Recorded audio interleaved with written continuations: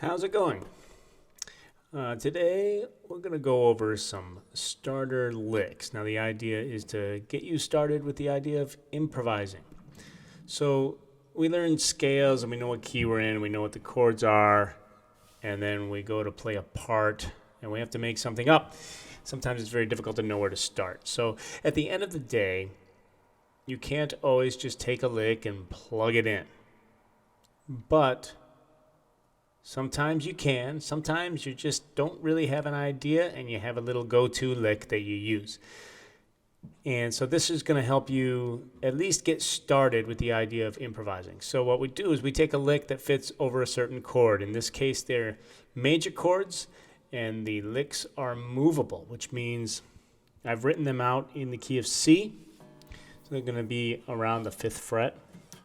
So for example, I'm going to take the first lick here. This is the Yodel lick. I use this thing all the time. That's all it is. Okay, so it's on the 5th fret, strings 2 and 4. We walk it down a fret at a time. And then we go back up to the 5th fret. And we drop down to strings 3 and 5. That's the Yodel lick. And I've included several variations of it. So once you learn this lick, you learn that you can use it musically and change the timing and all sorts of stuff. But first things first, you get the lick. Okay, and we realize that our C chord is on the 5th fret, and this lick fits over a C chord.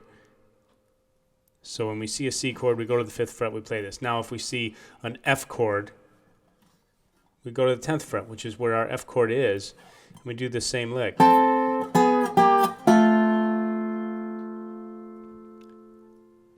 And for a G chord, we'd be up on the 12th fret. Important with these movable licks, they don't work in the open position, especially if they move towards the nut from wherever the chord is, which this does.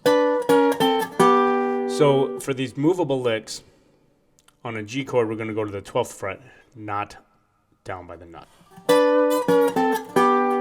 Okay, so you learn this lick and you go, okay, and this is something I can use over a song. So for an example, I'm going to use the Real World Your Cheatin' Heart.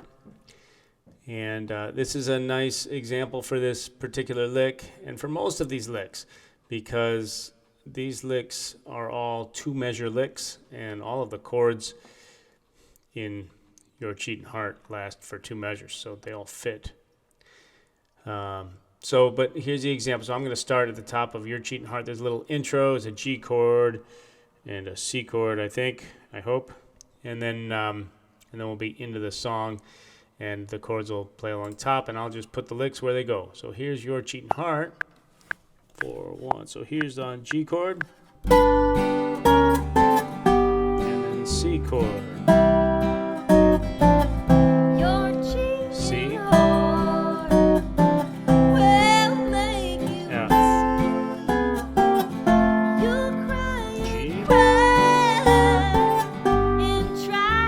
C.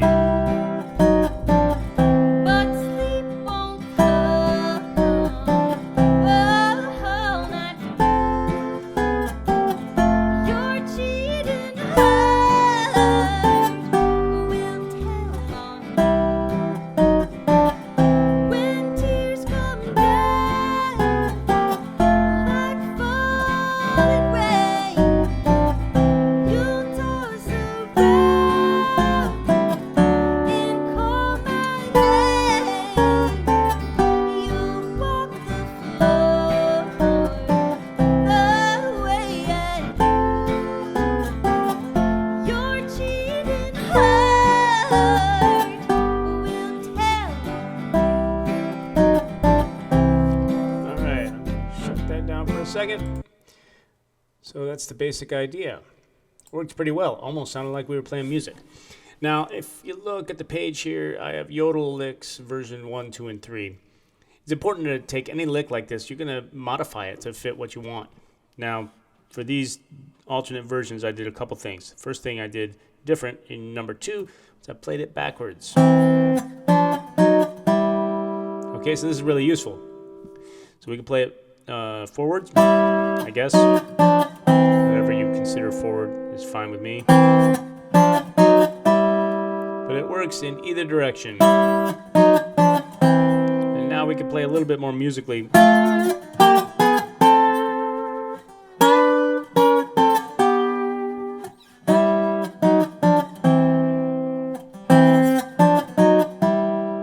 Okay, the next variation, Yodel version 3, and this is the reason I call it the Yodel lick, is you can separate these notes out instead of playing them together. Play them separate.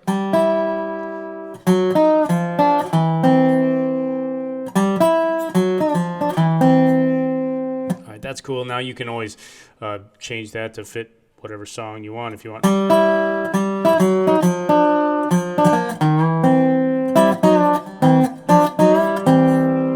Using like all three versions to make one mega lick, if you will. Anyway, I'm going to try this Your Cheating Heart one more time. I'm going to use all three variations of the Yodel lick. Here comes the intro, and we go.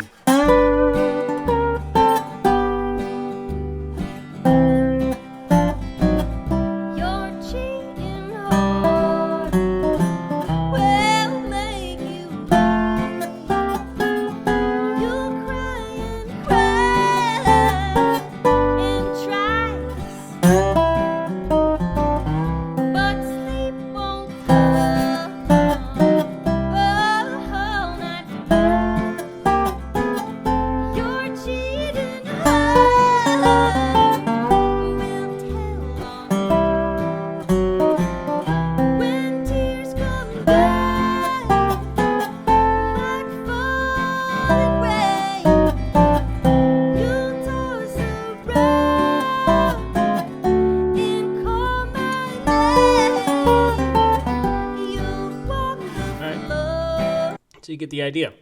Now it starts to sound like I know what I'm doing. That's like one lick that I flipped upside down and separated out, have variations on. So there's a lot of music that can be had out of that Yodel lick. Now I got a couple more licks for you to learn. Let's look at the next couple here real quick. The slide lick. This is another one I do all the time, and it's slow it down. It's okay. So you play the top string. This is where your chord is. Once again, we're in C. So I go to the 5th fret, to the high string, and slide down 2 frets. Then I go down a string, slide back up to the 5th fret, and then the 3rd string. This is actually the C major scale.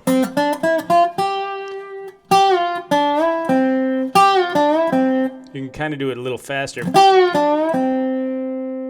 kind of turn it into a little faster lick. Alright, that works. Okay, so that's just a nice little go-to little lick. The other thing in the next couple here are the arpeggios. And these are very simple. You just go to the chord and do one string at a time. An arpeggio is just a chord that's separated out into individual notes. That's the first one, second one. Second one is... Alright, so we have an arpeggio lick. And if you listen to Hank Williams, you will find Don Helms playing arpeggios as fills quite a bit. Now he's got a more complex tuning, so he might have an extra note in his arpeggio that you don't have on your open G tuning. But same concept. He goes to where the chord is, he goes, plays all the strings one at a time. Pretty cool musical thing. So, all right, I'm going to start using my slide lick and arpeggios, and I'm going to work in some yodels, and all of a sudden I've got, you know, some stuff. All right, here we go. Back to the top. 3, 4, here's the intro, and arpeggio maybe. Arpeggio up maybe.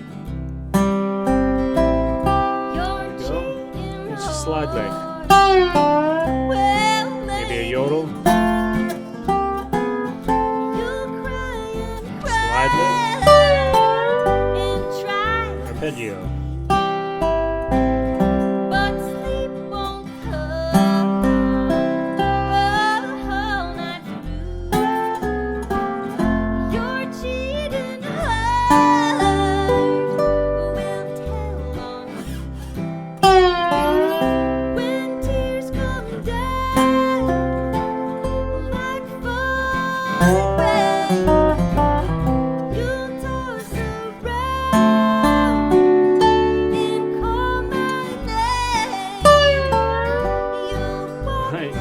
idea? We've got a lot of music.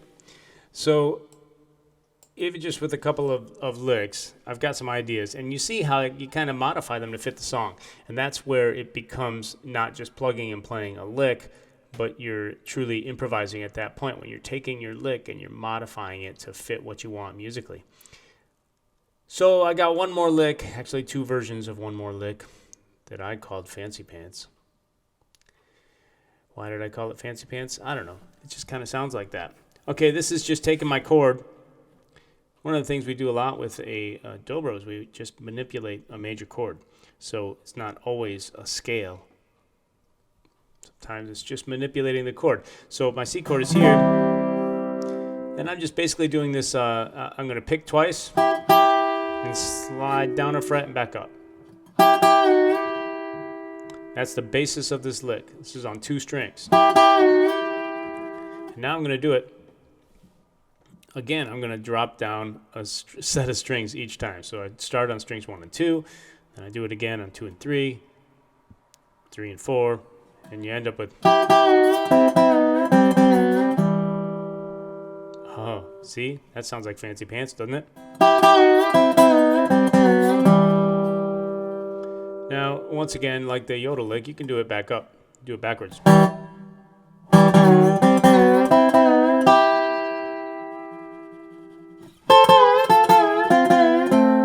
for the F chord. There's G, and it sounds like you're all fancy, but it's actually pretty simple to play. So I'm going to add that in. So I'm going to use all of these licks. I've got Yodel lick, various variations, some of which may not be written down. I've got the slide lick, I've got arpeggios, I've got Fancy Pants.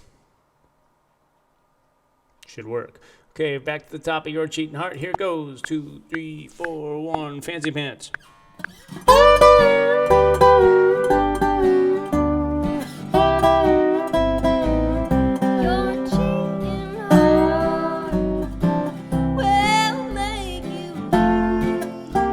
Upside down Yodel.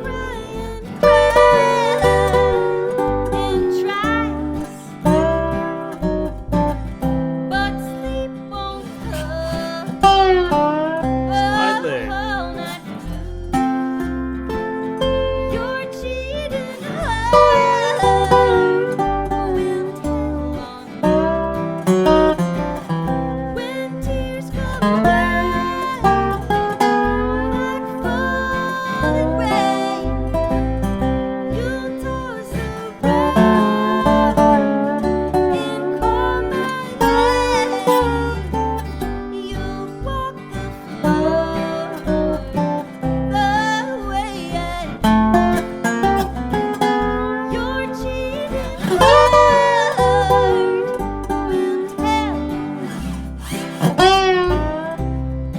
So you notice that as I keep doing this, I get a little bit more creative in how I play these licks. I was getting a little loose there, and that's what you want. You want to internalize these licks. They don't have to be this static, play it exactly the same way every time. So sometimes I go...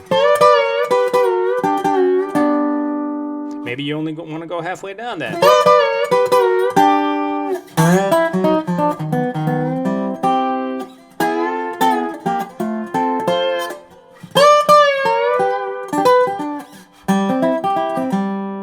Totally different way to do an arpeggio, right? It was still an arpeggio instead of this. All right.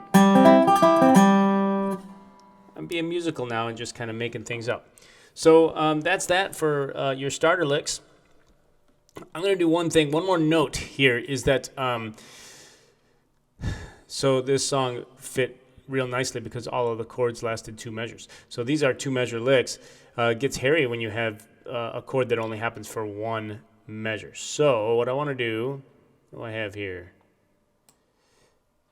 I was going to do Will the Circle Be Unbroken, if I can find it.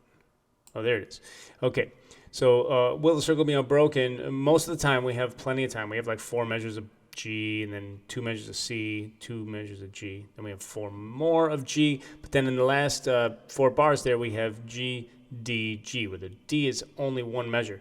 So we either have to shorten our licks, or do part of a lick on that D chord, or just just get to the chord and get back and not try to squeeze a whole lick in there. So I'm going to demonstrate that here real quick before I go. Will the circle be unbroken? Now we're in G, so we got to make sure we get our G's way up here. Will the...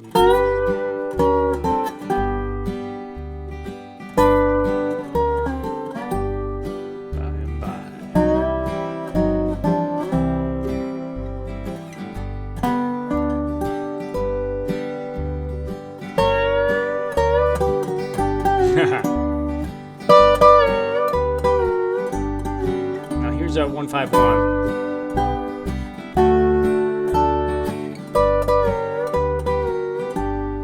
So that was a little different.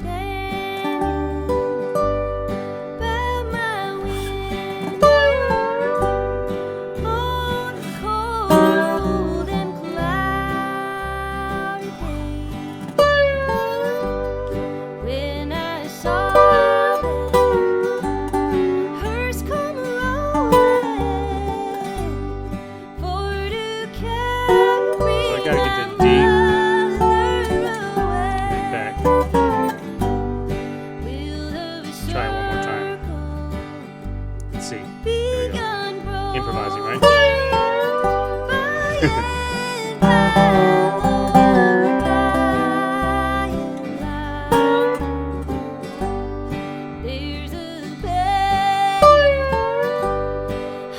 Maybe a little arpeggio would work. So I'll go like...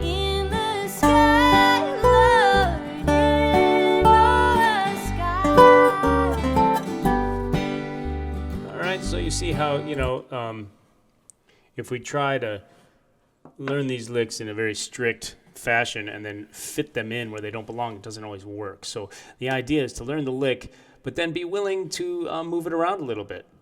And then you're on to improvisation, and you're taking these building blocks that you've got, these musical ideas, and you're shaping them to fit the song that you're playing. But all the while, if you can navigate the chord progression and you've got some musical ideas to work with, these should be good little starting points. Then you should be able to improvise and make stuff up, which is pretty much what I do all the time. So enjoy your starter licks. I'm going to do another one eventually here with some open G licks so that you can have some stuff to do down in the open position. But for right now, these are nice. You can move them around to any major chord. That's something I maybe failed to mention, is that these work over a major chord, not necessarily a minor chord. So as long as you have major chords, these should work. And good luck with it. I hope it makes some sense. All right, good luck, and we'll see you down the road.